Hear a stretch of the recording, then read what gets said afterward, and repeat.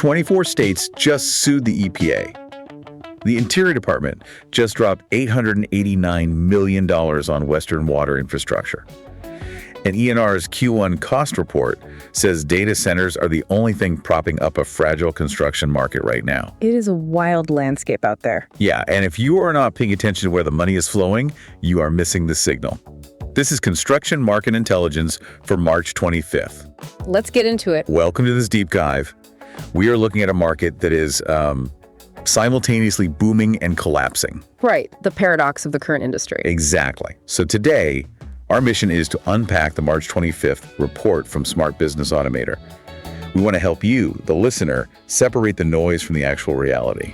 Because the underlying mechanic of where capital is moving are just totally rewiring how contractors have to operate today. I mean, traditional indicators are flashing red everywhere. But at the same time, the volume of upcoming mega projects is just off the charts. Right, so let's start with the regulatory whiplash, because that is affecting every single bid right now. Oh, absolutely.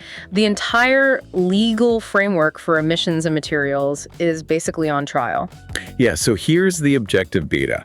A coalition of 24 states, along with 10 cities and 5 counties, has officially filed suit against the EPA. Right, and they are targeting the EPA's repeal of the climate harm finding. Which is, the foundational trigger for greenhouse gas regulations. Exactly. It is the legal mechanism that drives green mandates. And we are keeping this strictly impartial for you listening. We just want to look at the outcomes. If the EPA wins this case, construction emissions regulations could be significantly rolled back. Right, which in practical terms means less of a compliance burden for contractors. But it also means a sudden stall in green building incentives, right? Yeah, exactly. A lot of firms rely on those green tax credits to make their margins work. And on the flip side, if the coalition of states wins, those climate regulations stay firmly in place. Meaning green building codes will just continue expanding rapidly across those jurisdictions. Bidding on a multi-year project right now must feel like, building a house on a shifting foundation. How do you even prepare for a job when green mandates could accelerate or vanish overnight? Well, you have to use compliance tracking. It is non-negotiable. Tools like Smart Business Automator are essential because they actively flag regulatory changes.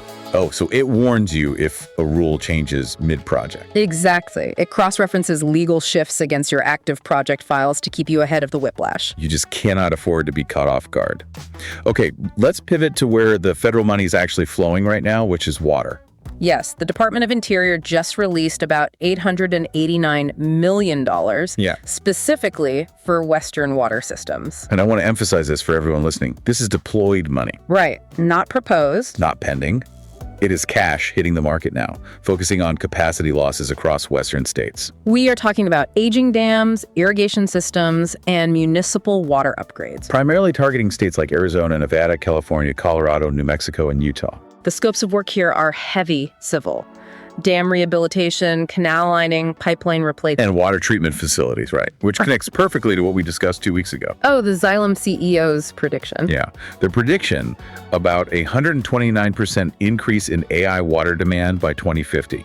Right, because data centers consume astronomical amounts of water for cooling. This federal money is basically the first step in addressing that massive gap. But here is my question. $889 million sounds huge to a layperson. Sure. But spread across 6 massive states with aging infrastructure, is this just a drop in the bucket or the start of a sustained federal wave? I mean, it is seed money. It unlocks municipal matching funds for these heavy civil projects, but tracking where that money goes is incredibly complex. Right, and that is where the tech comes in again. Yeah, this is exactly why contractors use Smart Business Automator's project pipeline to track these specific federal water infrastructure awards state by state. Because if you do not track it automatically, your competitors already have. Okay, so speaking of data centers driving everything, let's look at the ENR Q1 2026 cost report. This is where things get really fascinating. Construction executive optimism actually improved, despite some massive market headwinds. Which is wild because private non-residential construction has declined for 4 straight months. And manufacturing is down 40%. Right, but the key finding is that data centers are the primary driver keeping the metrics positive. Yeah, the Construct Connect data from last week showed the market would be down 3.8% if you strip data centers out. Exactly. Without them, we're looking at a clear contraction. but executive optimism is up because of pipeline visibility. So it's like the market is a heavy table balancing on just one massive titanium leg called data centers, while the other legs are wobbling. That is a perfect analogy. Is this optimism justified, or are they wearing rose-colored glasses? If we connect this to the bigger picture, it is justified. They are looking at Japan's $73 billion nuclear project, SoftBank's $37.5 billion in Ohio, and all the CHPS Act fabs. So the market is fragile, but that future pipeline is massive. Right. The gap between current sluggish activity and that impending pipeline creates a highly lucrative window for positioned contractors. And Smart Business Automator's market intelligence shows that exact pipeline versus current activity by sector, which leads us to how contractors are adapting to this chaos. Risk is at an all-time high, so contractors are fleeing to technology and offsite building. The breakout trends are just staggering. Staggering is the word. Prefab construction methods have seen a 348,350% breakout in search signals. Oh, wow. I know. Are we seeing the beginning of the end for traditional stick-built construction? What's fascinating here is that this massive spike is a direct panic reaction to labor shortages colliding with these mega projects. Because you just can't find enough local labor for a $30 billion fab plant.